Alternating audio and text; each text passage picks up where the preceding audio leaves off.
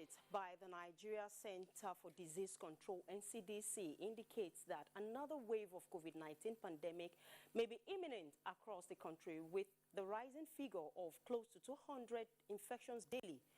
The new update also indicates that Nigeria's death toll is 2,123, while total number of infections is now at 251,694.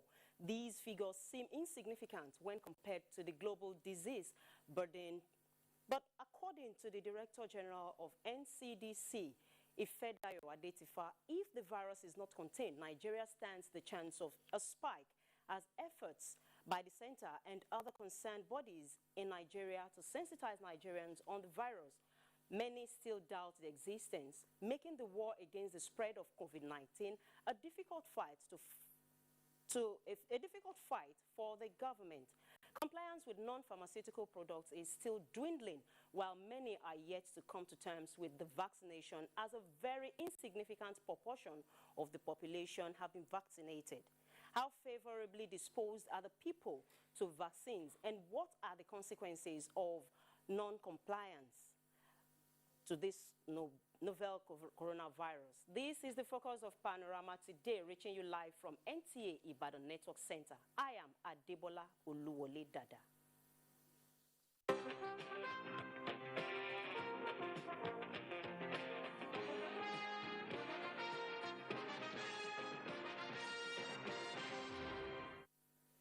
Several landmark infrastructural projects executed under the Urban Renewal Program of Kaduna State have been inaugurated in parts of the state. President Muhammadu Buhari, who performed the inauguration, commended Governor Nasir El-Rufai for the unprecedented infrastructural revolution in Kaduna by writing his name in gold. State House correspondent Adamu Sambu has the report. For President Muhammadu Buhari, Kaduna is virtually home. He is not only loved and cherished by the people, but also deeply respected. This is where he spent most of his time after leaving the military, and perhaps it is here he retires to at the end of his tenure next year. For Governor Nasir Ahmed El-Rufai, Kaduna should never be the same when the Nigerian leader finally returns. And this, amongst others, informed his administration's urban renewal program, under which massive infrastructure projects were executed. Some of those inaugurated by President Muhammadu Buhari include the 832-meter-long 6-lane flyover in Kau, Kaduna. The 7 billion naira project, a beauty to behold, is aimed at decongesting the area and ensuring free movement of traffic. This is a critical bottleneck, Mr. President, for transportation to the northwest, northeast, and north central of Nigeria. As I said, it's a federal project. We have built it. If Mr. President wants to reimburse us, we will be very grateful. But we did it, Mr. President, for the convenience of the people of Kaduna State and Nigeria at large. At the ceremony, President Muhammadu Buhari recounted how he narrowly escaped a targeted bomb attack in the vicinity of the then congested area in 2014, during which some innocent Nigerians died. Nothing happened to me. I came out and I saw pieces of human beings. God protected us. The president also inaugurated the newly dualized and expanded Aliyu Makama Road connecting Barnawa and Sabongari areas, as well as the Yakubu Gawan Way underpass, to also decongest traffic. Other projects completed and put to use under the Urban Renewal Program are the 136-bed infectious diseases hospital in response to the prevailing health challenges, the Muhammadu Buhari Mega Primary School along Lokoja Road in Rigasa, as well as the remodeled Murtala Muhammad Square, built in the 70s in the heart of Kaduna. I've been staying in Kaduna for all the time, but now I can hardly find my way. You have committed yourself to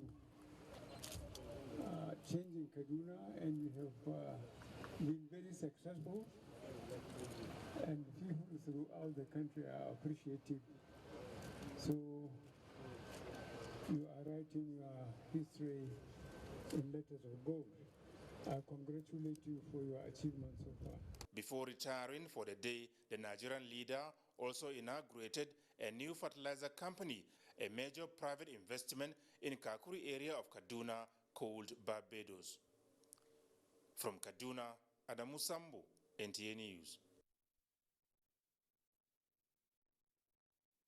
President Yemi Osinbajo launched the Nigeria COVID-19 Action Recovery and Economic Stimulus (NG Cares) being implemented with the World Bank's $750 million loan, just as the National Economic Council at its meeting on Thursday moves to curb early child marriage as a way of addressing high rate of mother and child mortality in the country. State House correspondent Jide Onifade reports.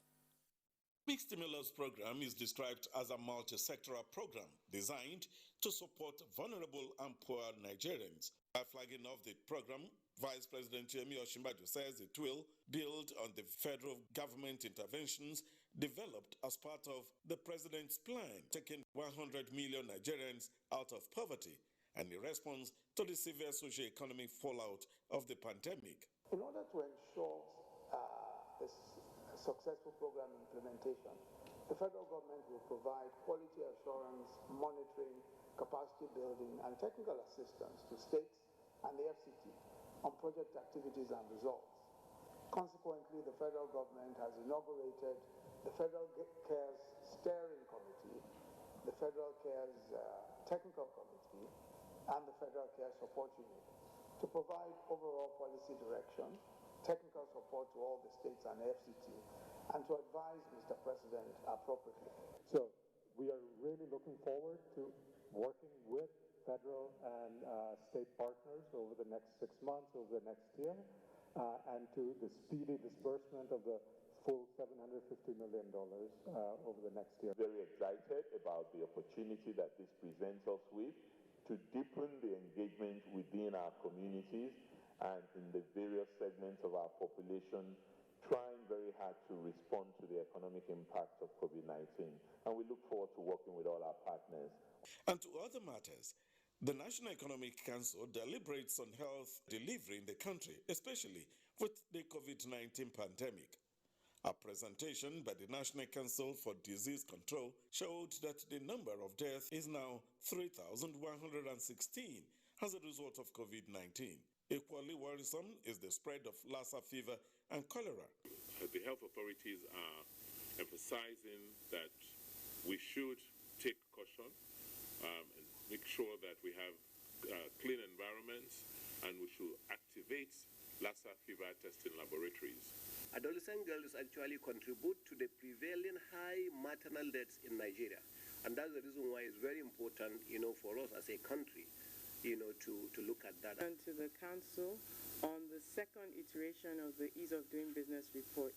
Information coupled with the cost of compliance report, which piloted with Lagos and the FCT in January last year, gave us a lot of information on what MSMEs are saying about the business climate across the country. So now we're going to have a second iteration of the report. The second edition of the report will be launched in Q2 of 2022. We also presented to Council for endorsement the official development assistant policy. And this policy is designed to guide the utilization of bilateral, multilateral, and non-governmental grants into the country. On whether decision has been taken on removal of petroleum subsidy. That there are ongoing discussions in MEC, but there hasn't been a resolution. This is the first meeting of the National Economic Council in year 2022. In the State House, Jide Onifade, NTA News. The House of Representatives is to conduct an investigation into allegations that more than 178,000 arms and ammunition are missing from the armory of the Nigeria Police Force. National Assembly correspondent Lami Ali reports.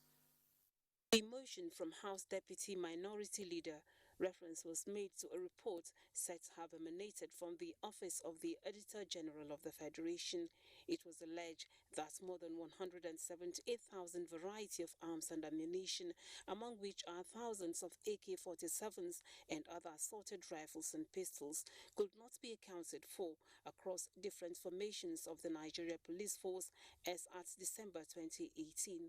The value of the lost firearms could not be ascertained because no document relating to their cost of acquisition was presented for examination.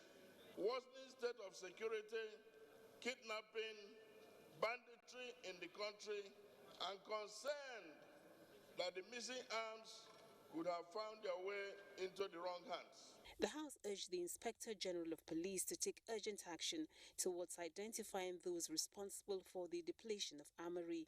The motion from Representative Jimim Sopo urged an investigation into unlawful administrative charges by MDAs in the award of contracts was adopted.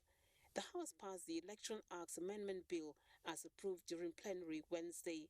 The bill seeking to strengthen the Securities and Exchange Commission as a regulator, sponsored by Representative Babangida Ibrahim, passed second reading. So what this bill intends to do is to relax, make it a little bit flexible, so that subnational governments can also approach the capital market and to source for funds. Other bills passed at second reading include a bill to establish Federal College of Education Idere, sponsored by Representative Muraino Ajibola, and the bill to establish the National Youth Service Corps Trust Fund, sponsored by Representative Maiwa Samuel. The NYC Trust Fund bill seeks provision of a sustainable source of fund to enhance skill acquisition training and empowerment of corps members. House Speaker Femi Gbajabiamila, at the commencement of plenary, urged lawmakers to be circumspect in their comments on issues. I watched with dismay this morning some members of this National Assembly exercising their freedom of expression and speech. But when you exercise such freedom, be careful not to mislead the public. Be careful not to malign unjustifiably this institution. He emphasized that the House will ensure that laid down rules are adhered to. From the National Assembly, Lami Ali, NTA News. Moving on now, the need to manage water resources to minimize its scarcity and pollution through exploitation and poor handling has been stressed. This was the focus of discourse at a sensitization workshop on the National Water Resources Master Plan for stakeholders in the Southwest Geopolitical Zone. Shala Wahid has the report. The aim of the workshop is to stress the importance of water to life and for stakeholders to deliberate on the actualization of the National Water Resources Master Plan to optimize the nation's water resources as well as financial and economic investment options in water resources development.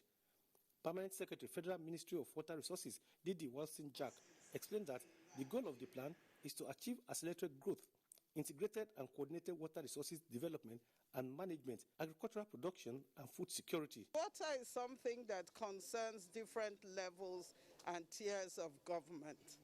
And so what we are doing today is all in a bid to ensure that there is more access. Groundwater is a big issue and which we must take cognizance of.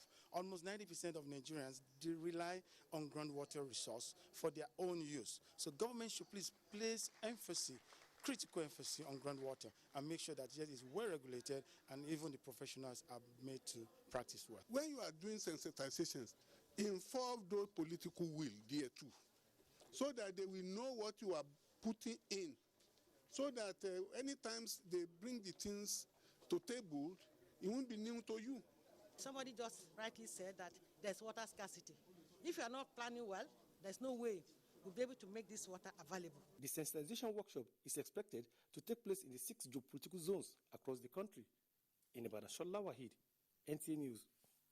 Data from conversations at the ongoing Davos agenda of the World Economic Forum indicates that the world used 9% more coal in 2021 than it did in 2020, thereby increasing greenhouse gas emission. This increase is coming amidst increased nationally determined contributions to reduce the world's temperature to below 1.5 degrees by 2050. U.S. Special Presidential Envoy on Climate, John Kerry, and some global business leaders like Bill Gates recommend greater investments in the technology needed to transit from coal and fossil to renewable energy to bring down emission levels. Energy Agency tells us that 50% of the emissions we have to stop over the next 10 years are going to come from technologies that are not yet capable of coming to scale. So we need a massive effort of investment by governments and by the private sector to send the message that will accelerate bringing these technologies to scale. Well, the rich countries have to play a central role, both funding R&D and having policies. In some cases, carbon taxes will be used to drive the demand for these clean products.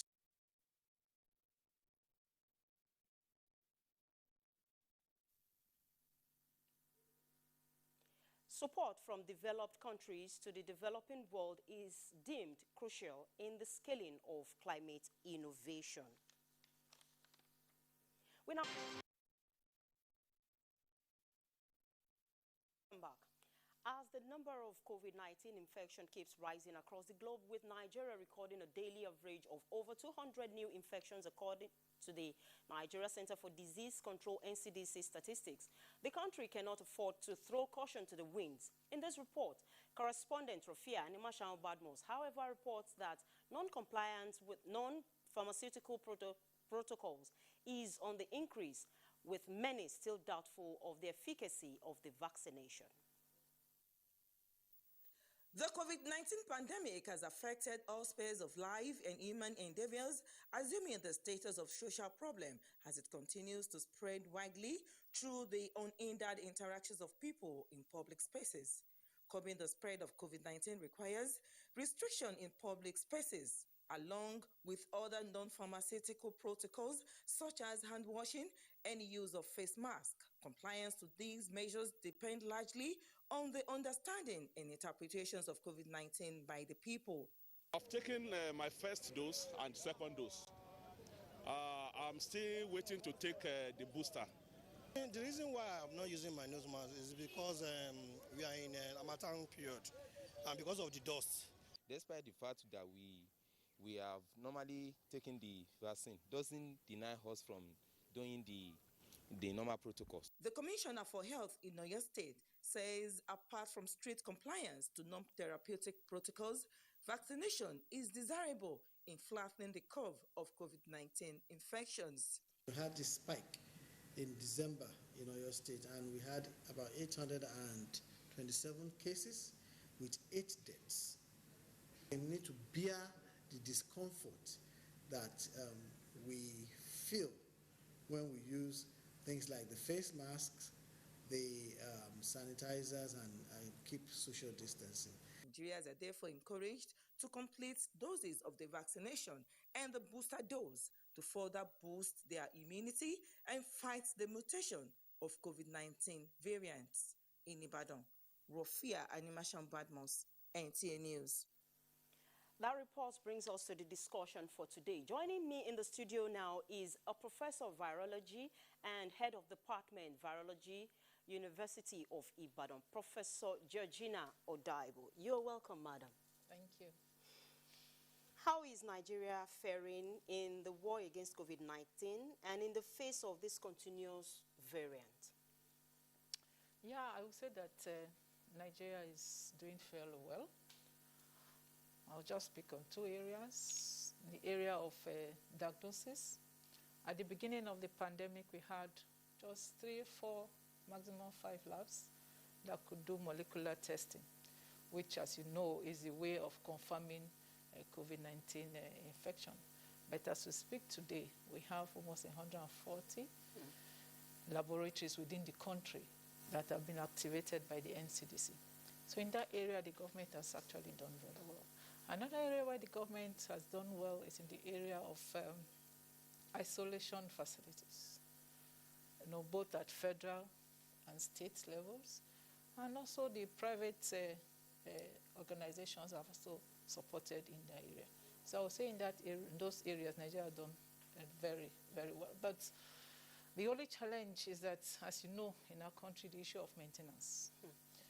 And the good thing also is that these facilities are not just specific for COVID. They are the same facilities that could be used for other viral infections. So the facilities are there is for us to make sure that we maintain them so that they can continue to serve the system. We've observed that a lot of people in Nigeria are really not compliant. And in fact, they are not committed to the COVID-19 protocols. What's your take on this? You're very correct. Each time I move from my house to work, I pass through Bodija Market, for instance, and I see everybody, almost no one is still wearing masks. Everybody is naked. That is it. I find a lot of people together. I think one is that because we didn't have the level of death as recorded in other states. Yes, in other countries. So people are thinking, some people are still thinking COVID-19 is a mirage, something that didn't exist. And that, so I think that's part of it. But then it is our responsibility to get the populace well informed and for people to take responsibility. There's some message that NCDC will send to everybody. We need to take it's your responsibility to take care of yourself, take care of your health. Yes. In the area of vaccine, people seem not to trust the COVID-19 vaccine yet. I think that's one of the reasons for that non-compliance. So what can be done to boost the public confidence on these vaccines? Well, the vaccine, I know one of the reasons why people are not so favorable is that, it took so within a short time compared to other vaccines that we are very familiar with. And what we must also understand is that technology is increasing, improving by the day. And so because those technologies were already there, it was very possible to be able to utilize them and bring out these vaccines within a short time. So the issue whether the vaccines are working or not, there's evidence. There's evidence that these vaccines are actually working. They may not prevent you from getting infection, but what science knows as of today is that even when you become infected, your chances of developing severe disease is reduced, and your chance of death is also reduced. So that is again for taking the vaccine, because you never know, you may be among the minimum number of people who are likely to develop a disease when you get exposed. There are so many conspiracy theories. One of them, we discussed it behind the scene, that in 2 years, blah, blah, blah. What do you think people should know about these conspiracy theories? Are they facts? Are they the truth? What is it about? Well, just as when you say conspiracy theory, they are mainly myth. Myth? Yes, and they are actually born out of misinformation or lack of information, not having the appropriate information. And just as I said earlier, you have to use science-based, evidence-based information. And there's actually no basis for those conspiracy theories. There's the theory of, if you take the vaccine, you'll not be able to get pregnant again. What's the evidence? As we speak today, the world has utilized over 9 billion of vaccine doses. And if these conspiracy theories were actually true, we would have been able to see some of the evidences. Now, let me ask you 2 questions in one before I let you go. Booster dose is the 3rd jab of COVID-19 vaccination. Who is eligible to take it? And what is your final word for Nigerians that are yet to take even shot one? Yeah, booster dose is, like you said, is the 3rd.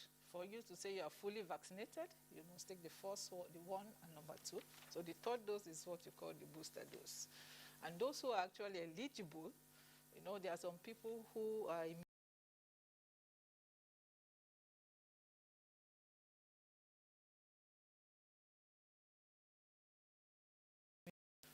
also, the booster dose is needed because we know that the antibody or the defense developed by the system may wear off within a time. For example, in the influenza virus, a new vaccine is developed almost every year because of that principle. But I think in Nigeria, that's my own thinking, our focus now should be getting other people vaccinated. Looking at the NCDC data, we only have 2.something% of our population that are vaccinated. So that is the area where we should actually focus on. Thank you very much. I've been speaking with Professor Georgina Odaibo. Thank you so much for coming. And that's it on Panorama from NTA Ibadan Network Center. Thank you for joining us.